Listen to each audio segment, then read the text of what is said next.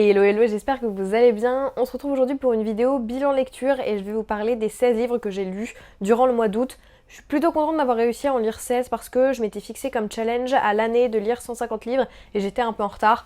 Je me mets comme objectif de lire autant de livres parce que j'ai beaucoup de livres dans ma pile à lire et il faut que j'arrive à les sortir. Ça sert à rien que j'achète autant si je lis pas autant. Donc c'est pour ça que j'essaye de lire beaucoup chaque mois et sans plus tarder, on passe à mon avis sur les livres. Et on commence tout de suite avec les livres que je n'ai pas au format physique puisque je les ai lus en e-book ou alors en livre audio. Et le tout premier, c'est Gwen and Art Are Not in Love de Lex Croucher. C'était pas un livre que j'avais particulièrement vu passer sur les réseaux sociaux, mais mes copines Mathilde et Lauralie voulaient le lire et je me suis dit, bon, le résumé a l'air plutôt cool, donc je vais le lire avec elles. Et au final, j'ai été très agréablement surprise. Pour vous parler un petit peu du synopsis, on y suit donc Gwendoline et Art, qui est Arthur. C'est un retelling de la légende arthurienne, donc où Gwendoline est promise en mariage à Arthur, qui est le descendant de Arthur Pendragon. Et sauf qu'il y a un petit problème, c'est que Gwen n'est pas du tout attirée par Arthur, mais par la seule femme chevalier du royaume. Et en plus de ça, alors que la fin de leur fiançailles approche, eh bien Gwen surprend Art en train d'embrasser un garçon dans les écuries. Et donc là où les deux se détestaient parce qu'ils étaient promis l'un à l'autre et que ils avaient aucune envie de finir ensemble, va se créer une alliance pour protéger chacun le secret de l'autre. Et en même temps, Art va commencer à s'intéresser de plus en plus au frère de Gwendoline, qui est donc le prince héritier. Et j'ai beaucoup aimé, j'ai adoré ce twist-là sur le retelling de la légende arthurienne. Après, il faut savoir que le retelling de la légende arthurienne n'est pas au cœur de l'histoire, c'est-à-dire que c'est vraiment la romance qui est au cœur de l'histoire et l'amitié entre les deux personnages et le côté réécriture de l'histoire est vraiment à l'arrière-plan, mais j'ai trouvé que ça apportait un côté très intéressant et j'ai adoré voir ce twist-là apporté à l'histoire originale. Et ensuite en livre audio, j'ai écouté Song of the Forever Rains de E.J. Mello, je crois. Celui-ci, ça a été pas vraiment une déception, mais vraiment un livre qui m'a laissé assez indifférente. J'avais pas énormément d'attentes, vraiment, ça faisait quelques temps que je l'avais sur l'abonnement Kindle Unlimited, et j'ai vu que je l'avais aussi en livre audio sur Scribd. Donc je me suis dit que c'était l'occasion de le sortir de ma pile à lire. La couverture me faisait vraiment trop envie, en plus, je sais pas, la vibe qu'elle me donnait me tentait vraiment. Et au final, c'est un livre qui m'a vraiment laissé de marbre, dans le sens où il m'a manqué quelque chose, je ne saurais pas forcément dire quoi. J'ai trouvé que la fantaisie était intéressante, mais en même temps trop peu présente. La romance était assez présente, mais j'ai pas particulièrement accroché ni au personnage principal, ni au love interest masculin. Par contre, j'ai aimé les pouvoirs qu'avaient ces femmes-là, puisque en gros, pour vous parler un petit peu du résumé, on y suit 3 sœurs qui ont des pouvoirs magiques avec leur voix, notamment quand elles chantent, elles peuvent influencer les gens. Et là, dans ce tome 1, on va y suivre la plus jeune sœur qui va partir pour sa première mission depuis sa majorité et elle va devoir se fiancer à un homme puissant pour essayer de découvrir le secret qu'il cache pour servir son royaume à elle. C'est sa mission qu'elle doit réussir, sa première mission toute seule. Donc elle se fiance à cet homme puissant là et elle va se rendre compte qu'il y a plein de choses qui se passent et que sa mission est peut-être plus compliquée qu'il n'y paraît puisqu'elle commence en même temps à s'attacher de plus en plus au fils adoptif du monsieur avec lequel il est fiancé. Et voilà, c'était plutôt intéressant dans le résumé, mais je sais pas, il m'a manqué quelque chose.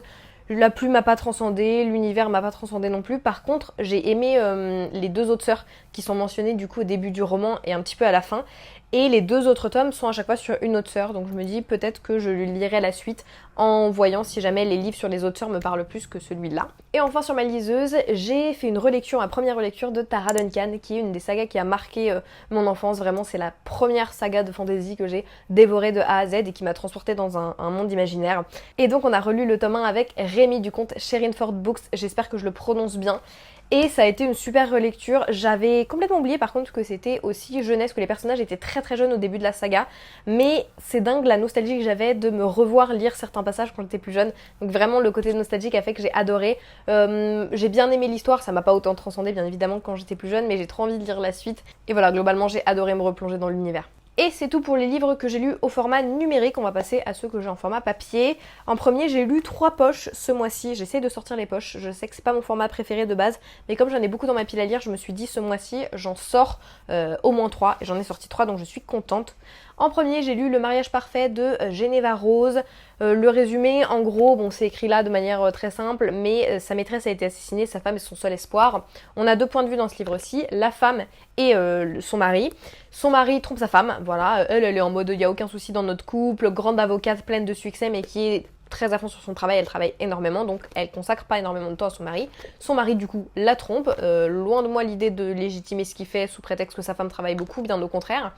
Il trompe sa maîtresse se fait assassiner, et comme sa femme est avocate, c'est elle qui va le défendre. J'ai bien aimé le livre, la plume était intéressante, j'ai aimé le côté avoir les points de vue de l'avocate et ensuite les points de vue du mari. Néanmoins, le plot twist a complètement ruiné le livre pour moi, c'est-à-dire qu'on ne peut pas faire ce type de narration, ce genre de plot twist, ce n'est pas possible, tout simplement. S'il n'y avait pas eu ce type de narration-là, le plot twist à la limite aurait pu être intéressant, là c'est pas compatible, ce qui a fait que vraiment je mets une note de même pas 2 sur 5, parce que en fait c'est pas possible, je veux dire c'est juste dans la structure du roman, pas possible de faire ça comme ça. Voilà. Et pour ceux qui veulent savoir pourquoi c'est pas possible, je fais une petite partie spoiler. Je vous mets la fin du spoil, le timecode de la fin du spoil, ici. Voilà. Je passe au spoiler, donc si vous voulez pas les entendre, skippez. Mais donc, pour vous parler un petit peu de pourquoi est-ce que ça ne fonctionne pas, on a le point de vue à la première personne de la femme dans le roman, on a le point de vue de l'homme à la première personne, et à la fin, qu'est-ce qu'on apprend? En gros, elle défend son mari, machin, corps et âme, il se fait quand même envoyer en prison, il a la peine de mort. Déjà, ça n'a aucun sens parce que le mec, il n'y a aucune preuve. Il n'y a aucune vraie preuve qu'il a fait. C'est-à-dire que les flics, ils l'embarquent. Il n'y a aucune preuve, il n'y a rien. Juste, elle a été retrouvée chez elle. Il y a un ADN à l'intérieur de la meuf. En gros, il y a 3 ADN qu'on retrouve. Le mari de sa maîtresse, le mari de l'avocate, là, donc un des personnages principaux, et un 3e ADN. Il décide de négliger complètement le 3e ADN et d'embarquer son mari et de dire c'est bon, t'es coupable, on va même pas continuer l'enquête. Donc déjà, sur le côté thriller, ça n'a aucun sens. En plus de ça, le mec se fait donc condamner à la peine de mort et 11 ans plus tard, quand il est enfin condamné à mourir, elle va le voir parce qu'elle a dit ouais, je lui ai fait une faveur, j'ai refusé de divorcer, machin, même s'il m'a trompé parce que bon, il va mourir. Et sur sa chaise, elle lui dit ouais, en fait, je sais que t'avais jamais rien fait. Pourquoi? Parce qu'en fait, c'est elle qui a orchestré son meurtre de la nana depuis le début. Donc on a son point de vue de A à Z à la femme qui dit oh, mon mari m'a trompé. Oh, comment je le savais pas du tout. Oh mon Dieu, mais non, mais il a pas pu tuer sa maîtresse. Ah non, mais oh là là, je vais trouver qui l'a fait. Alors qu'à la fin, pour nous dire en fait, c'est moi. Genre, je savais depuis le début qu'il me trompait et du coup, je l'ai fait assassiner. Tu peux pas nous mettre un point de vue à la première personne et ensuite nous dire bah non, mais c'était moi.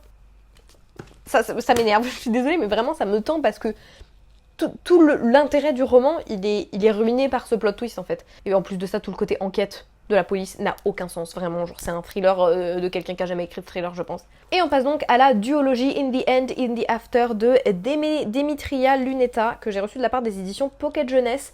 Alors celle-ci, c'est un avis mitigé dans le sens où j'ai vraiment bien aimé le tome 1. C'est de la dystopie comme je les aime, vraiment j'aurais adoré plus jeune. Pour vous donner un petit peu le synopsis, ça fait merde, c'est celui-ci le premier, j'ai voulu lire le résumé du tome 2. Notre personnage principal s'appelle Amy et elle est devant sa télévision quand des créatures sans pitié déferlent dans sa ville et dévorent les humains. Nul ne sait d'où ils viennent, une chose est sûre, la population de la planète décroît dramatiquement en quelques jours seulement. À l'abri de la grille électrifiée de sa maison, Amy parvient à se sauver. Après avoir perdu tous les siens, elle a recueilli Baby, une petite fille qui a miraculeusement échappé au croc acéré des nouveaux maîtres du monde. Elle passe 3 ans en autarcie, puis d'autres survivants commencent à se manifester. Elle pense que leur enfer est terminé, mais il ne fait que commencer. Et celui-ci, j'ai vraiment bien aimé. En fait, mon problème avec ces livres-ci, et c'est un peu comme dans The Walking Dead, c'est que je préfère la partie où ils sont dans le monde dévasté, entre guillemets, que la partie où ils rencontrent d'autres survivants et ils se mettent à vivre en groupe. Ça me saoule un peu. Moi, je préfère la partie survie, entre guillemets. Donc c'est pour ça que j'ai préféré ce tome 1. Et en plus de ça, ce tome 2, je sais pas, j'ai pas aimé le reste de l'intrigue. J'ai trouvé que l'héroïne faisait les mêmes erreurs à répétition. On lui dit plein de fois fais pas ça, elle le fait, et à chaque fois elle est là oh je suis choquée des conséquences de ce qui se passe. Bah oui Micheline, ça fait 20 fois qu'on ne dit de pas faire ça. En plus de ça, le triangle amoureux qu'il y a dans celui-ci, c'est n'importe quoi. Elle choisit un et pas l'autre, et l'autre elle lui prévient même pas qu'en fait il a pas été choisi, c'est en mode démerde-toi en fait. Je te le dis pas, mais c'est pas toi. Bref.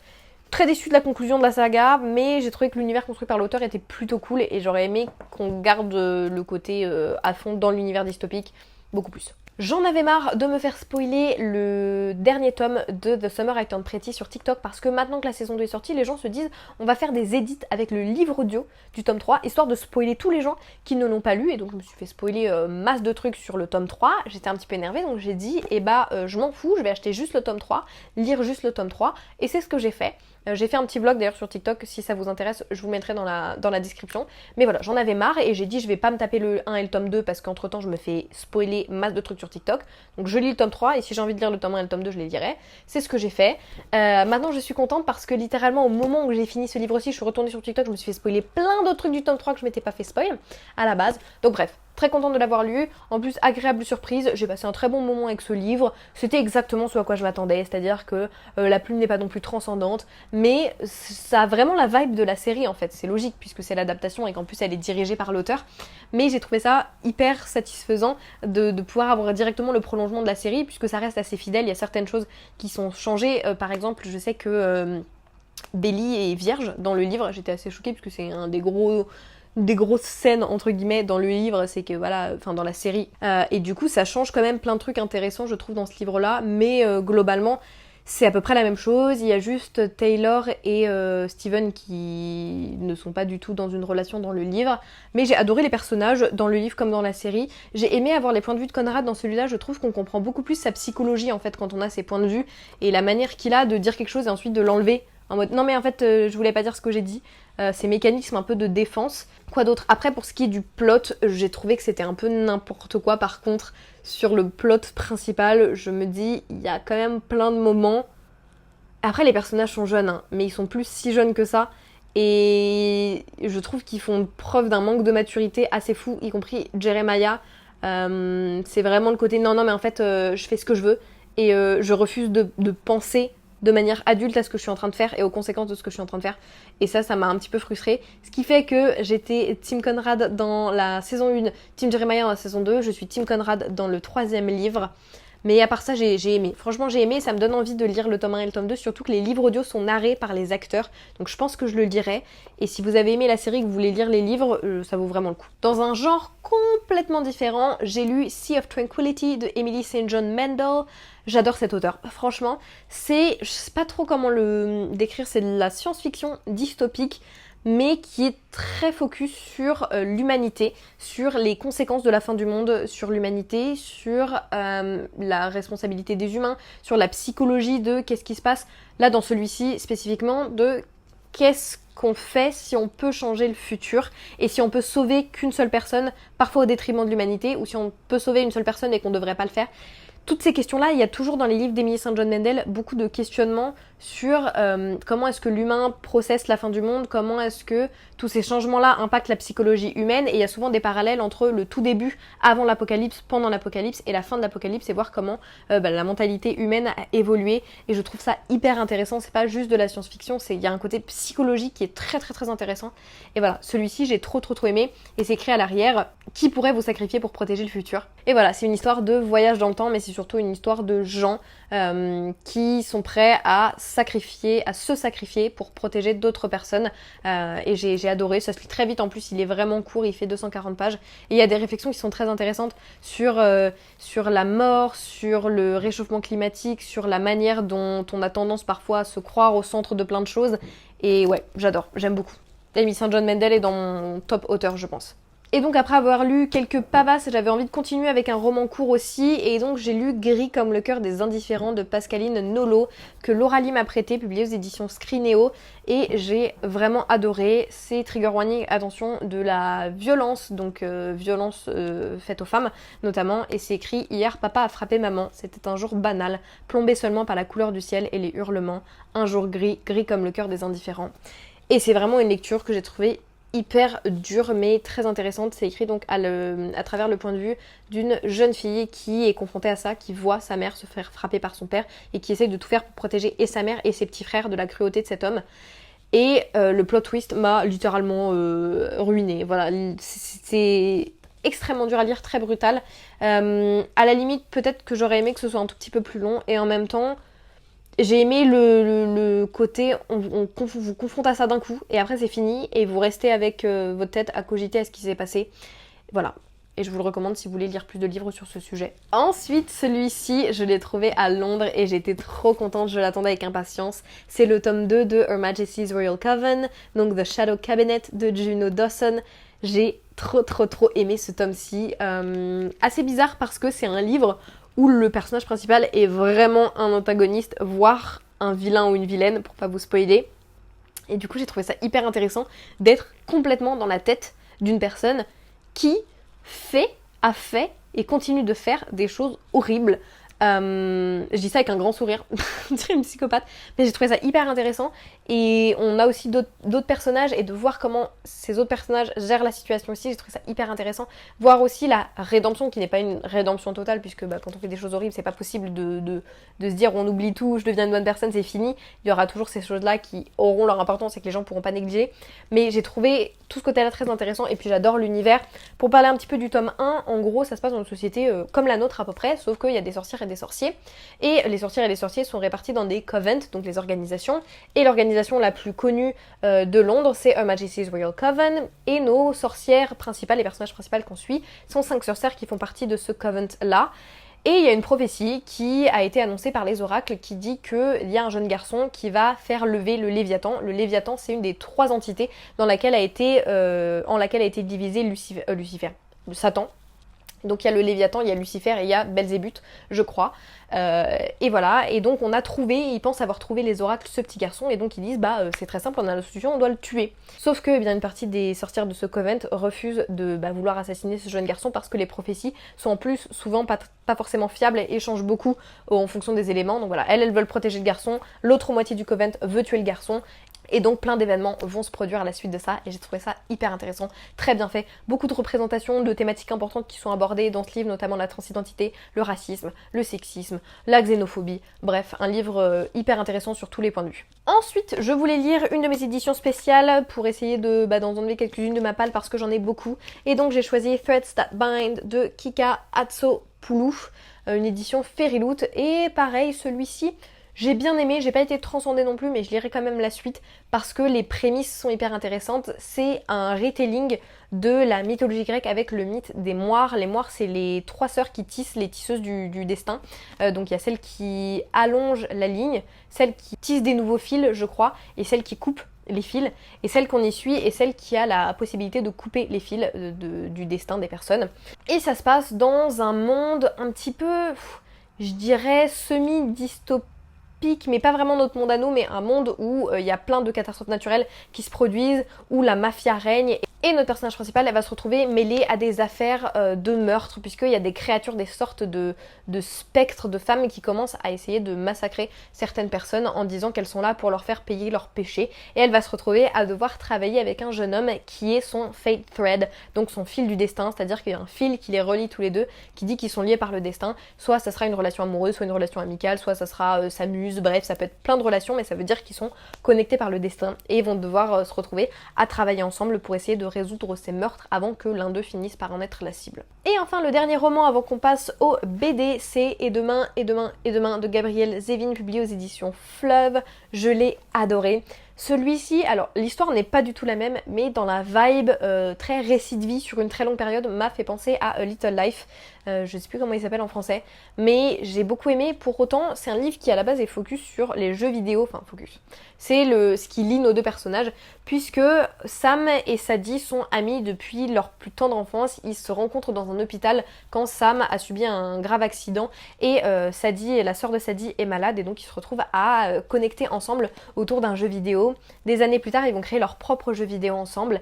C'est ce qui va les lier comme ils n'ont jamais été liés, mais c'est aussi ce qui va peut-être les séparer à plusieurs reprises. Et donc on suit l'histoire de leur amitié, de leur plus tendre enfance jusqu'à bien des années plus tard. Et j'ai adoré ce côté, les voir grandir ensemble, et de voir aussi pourquoi de temps en temps leur chemin se sépare pour mieux se retrouver. Il y a des passages qui sont poignants, et même si, alors je joue un petit peu aux jeux vidéo, mais je suis pas une grande fan non plus, je trouve que c'est un livre qui reste accessible même pour les gens qui n'aimeraient pas les jeux vidéo. Il vulgarise aussi très bien le sujet, et vraiment je trouve que c'était un livre incroyable qui m'a fait ressentir plein de choses. Et il y a des moments où je comprenais pas le personnage de Sam, je comprenais le personnage de Sadie, et des moments où c'était l'inverse. J'ai adoré le fait qu'à travers les deux points de vue, on arrive à comprendre l'un puis l'autre, et voir que dans les histoires d'amitié et les moments où ils se brouillent, et bien parfois il y en a un qui interprète les choses d'une manière et l'autre d'une autre manière, et bref, j'ai adoré, et je peux que vous le recommander si vous aimez ce genre de récit. Et on termine avec les BD, j'en ai lu 4 ce mois-ci. En premier, j'ai lu le tome 2 de Évolution Z, qui est une... Je me rappelle plus trop du résumé du tome 1 sans vous spoiler, parce que maintenant qu'on est dans le tome 2, je me rappelle bien. Mais en gros, un monsieur sur une île qui adopte plein d'enfants orphelins. Il les adopte, c'est-à-dire que légalement il les adopte, et ils vivent tous sur une île. Sauf qu'il y a peut-être un plot twist avec des enfants zombies au final. voilà, pour vous parler du résumé du tome 1. Et j'aime bien, je trouve que ça se lit très bien, c'est intéressant. J'ai un peu moins aimé le tome 2 que j'avais aimé le tome 1, mais je lirai quand même le tome 3 parce que la fin de ce tome 2 me donne envie de lire la suite. Après, de la part des éditions Urban Comics, j'ai reçu Poison Ivy Infinite. Et alors celui-ci, j'ai vu qu'il avait annoncé sur leur compte. Je me suis empressée de leur envoyer un petit mail en leur disant est-ce que je peux le recevoir en service presse parce que Poison Ivy, c'est mon personnage favori de l'univers d'ici. Je l'adore et j'étais trop contente quand ils m'ont répondu qu'ils étaient d'accord pour me l'envoyer. Et j'ai adoré, je l'ai reçu le jour même, je l'avais lu. J'ai trouvé trop bien. C'est le tome 1, le tome 2 est à paraître, on n'a pas encore la date, mais dès qu'il sort, je le lis.